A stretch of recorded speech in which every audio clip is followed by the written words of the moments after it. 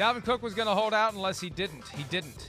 The report from June was once he broke off any involvement in the Vikings virtual offseason program, he's not showing up for camp without a reasonable extension. Well, he hasn't got an extension, but he showed up for camp. I think he recognized that there was a real downside to not showing up. He could still opt out, Chris. We floated that possibility. He could spend the next week suggesting via his agent that if he's not comfortable with what he's going to be making this year, maybe he just takes the year off. I don't know what that gets for him other than the Vikings recognizing they're going to have to go forward without Alexander Mattison. But we've talked earlier in the week about this. They've got that Gary Kubiak, Kyle Shanahan, Mike Shanahan running system, and they just plug in Alexander Mattison or whoever else if they don't have Dalvin Cook. But he showed up.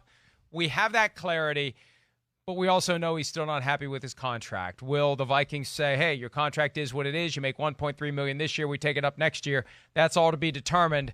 And it will unfold over the course of the next week or two, I think. Yeah, well, it's again the continuing sad saga of the NFL running back. You get to run up the middle for $1 million and just get crushed and killed by every giant human on the planet.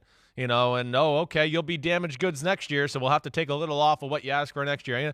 It's sad. It is. I hope they can find a way to sweeten the pot for him a little bit. But ultimately, Mike, I'm glad to see him there.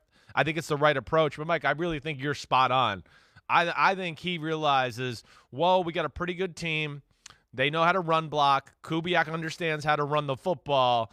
And I think there's got to be a little fear in him to go, wait, if I sit out, what is this Alexander Mattison going to do with all my carries? He might be – he knows how good that kid is. He knows too. So he's probably a little reluctant to go, I don't want to let that guy have, 250 carries this year and maybe, lead football and rushing or something. That'll totally devalue me. So he's got to be worried about that, and I would think that's in his head a little bit. The Vikings love Dalvin Cook. He's been praised by GM Rick Spielman. He's been praised by Coach Mike Zimmer. But the reality is – that's the position he plays. I remember when Ben Tate, the former Texans running back, who was like a second-round pick out of Auburn, I believe, he said very candidly after he took his swings at getting a contract, man, if I had to do it all over again, I'd have been a safety. We see what's happened to the running back position in the NFL. And the other reality is this.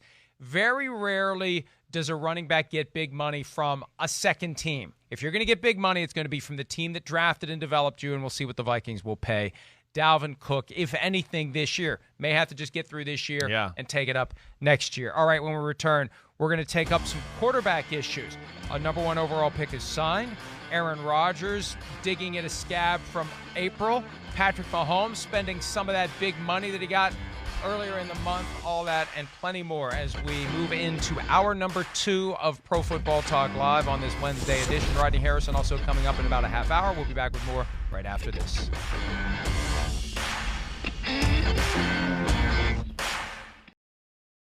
Hi, I'm Mike Tirico, and thanks for watching.